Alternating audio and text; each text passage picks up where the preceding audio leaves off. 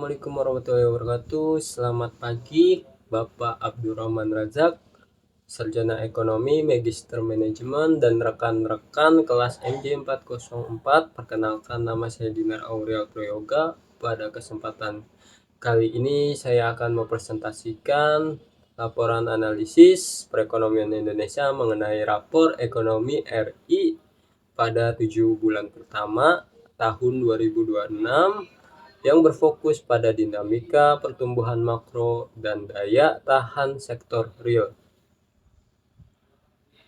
Latar belakang dan pendahuluan laporan ini disusun berdasarkan riset CNBC Indonesia dengan data sekunder resmi dari Badan Pusat Statistik atau BPS dan Bank Indonesia serta Kementerian Ketenagakerjaan. Fokus utama kajian saya adalah mengevaluasi 8 indikator kunci untuk melihat apakah pertumbuhan ekonomi kita benar-benar dirasakan oleh masyarakat bawah dan sektor bisnis. Slide selanjutnya, indikator utama ekonomi. Secara umum terdapat 4 angka kata kunci yang menggambarkan wajah ekonomi Indonesia saat ini. Yang pertama, pertumbuhan PDB kuartal 1 2026 mencapai 5,61%, sebuah capaian yang solid. Yang kedua, inflasi tahunan terjaga stabil di angka 3,34% pada Juni 2026. Yang ketiga, namun kita menghadapi tekanan moneter terhebat di mana nilai tukar rupiah melemah hingga minus 8,22%, menembus level sebesar 18.040 rupiah per US. Yang keempat, di pasar tenaga kerja tercatat ada 32.389 pekerja terkena PHK selama semester pertama tahun 2026 yang didominasi kawasan industri Jawa Barat. Slide selanjutnya, tren pertumbuhan PDB. Jika kita telisik tren PDB angka 5,61% di kuartal 1 2026 ini merupakan peningkatan bertahap dari 4,87% di kuartal 1 2025 dan 5,39% di kuartal 4 tahun 2025. Namun kita perlu cermat, secara kuartal PDB justru terkontraksi minus 0,77%. Hal ini menunjukkan bahwa dorongan pertumbuhan ekonomi awal tahun sangat bergantung pada dorongan musim seperti THR, keagamaan, dan belanja awal tahun pemerintah. Slide selanjutnya, dua sisi mata uang ekonomi. Oleh karena itu, kondisi ekonomi kita saat ini bagai dua sisi mata uang.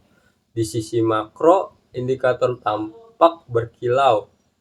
PDB pertumbuhan di atas konsensus, inflasi aman, dan sektor jasa seperti kuliner dan perhotelan tumbuh pesat di angka 13,14%. Namun di sisi mikro atau sektor real terdapat luka yang cukup menganga. Namun depresiasi rupiah yang dalam IHSG yang terkoreksi tajam hingga di angka minus 28,04%, penurunan penjualan eceran, serta porsi tabungan masyarakat yang kian menyusut. Slide selanjutnya, tekanan nilai tukar rupiah. Mengapa rupiah tertekan hingga di angka 18.040 per US dollar? Analisis ini menunjukkan 60-70% tekanan berasal dari faktor domestik dan sisanya dipicu ketidakpastian global. serta kenaikan harga energi dunia. Sebagai langkah benteng pertahanan, Bank Indonesia telah merespon tegas dengan menaikkan BI rate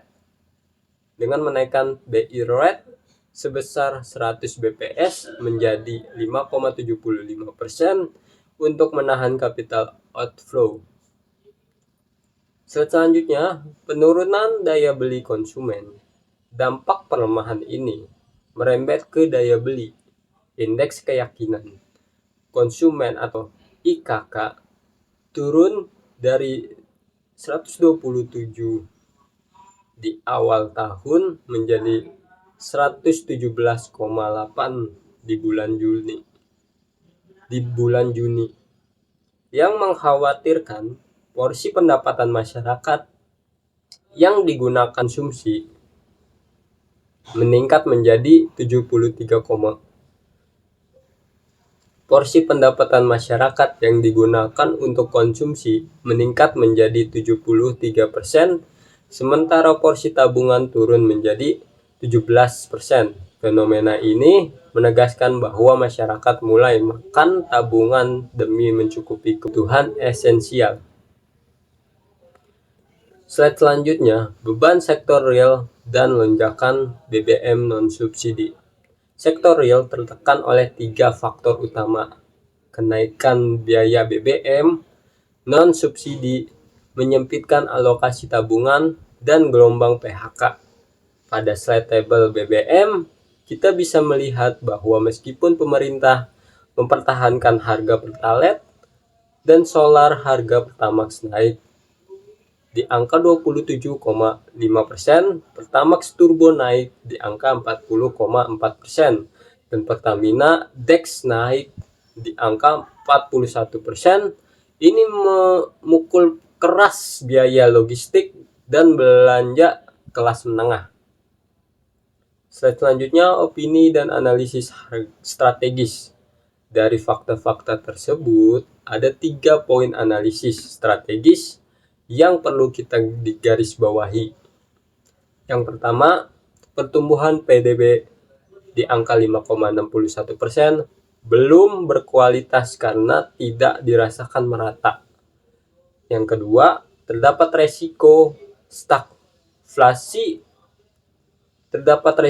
stagflasi lokal di semester 2 jika inflasi energi berpadu dengan penurunan daya beli. Dan yang ketiga, koreksi IHSG sebesar 28% dan sorotan MSCI mengindikasikan perlu reformasi transparansi di pasar modal kita. Slide selanjutnya, rekomendasi kebijakan kunci. Untuk memitigasi resiko tersebut, saya merekomendasikan 4 langkah strategis. 1. Memberikan insentif pajak seperti PPN, DTP untuk melindungi daya beli kelas menengah. Dan yang kedua, memperkuat stabilitas rupiah lewat optimalisasi devisa hasil ekspor. Yang ketiga, memberikan tarif energi khusus bagi industri manufaktur padat karya di Jawa Barat guna menekan PHK. Dan yang keempat, terakhir, melakukan reformasi transparansi pasar modal untuk mengembalikan kepercayaan investor global. Oke, di slide yang terakhir, kesimpulan dan penutupan dari saya. Sebagai kesimpulan dari saya, Indonesia memiliki fondasi makro yang relatif kuat. Namun, kewaspadaan tinggi sangat diperlukan pada kuartal kedua 2026 untuk menjaga kerapuhan konsumsi rumah tangga dan stabilitas nilai tukar rupiah. Terima kasih atas perhatiannya. Saya Dinar Aurel Prayoga pamit undur diri. Jika ada pertanyaan silakan di komen di kolom bawah ini. Assalamualaikum warahmatullahi wabarakatuh.